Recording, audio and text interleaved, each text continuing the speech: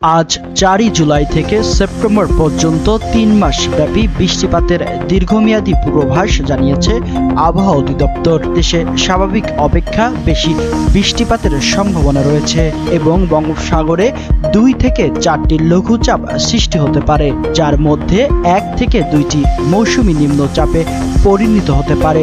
এছাড়াও এই সময়ের মধ্যে দিন ও রাতের তাপমাত্রা স্বাভাবিক অপেক্ষা কিছুটা বেশি থাকতে পারে। আগামী ৩ মাস দেশে ১০ থেকে ১২ দিন হালকা থেকে মাঝারি ধরনের বজ্রসহ ঝড় হতে পারে বলেও জানানো হয়েছে। একই সাথে এই সময়ে দেশে ৩ থেকে ৫টি বিচ্ছিন্নভাবে মৃদু থেকে মাঝারি ধরনের তাপপ্রবাহ বয়ে যেতে পারে বলেও ধারণা করা হচ্ছে।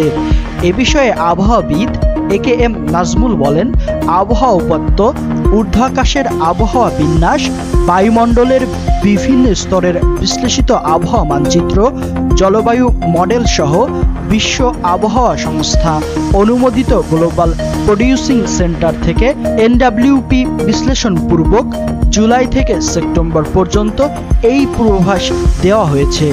আমরা প্রতি মাসেই ১ মাস ও ৩ মাস ব্যাপী পূর্বাভাস দিয়ে থাকি।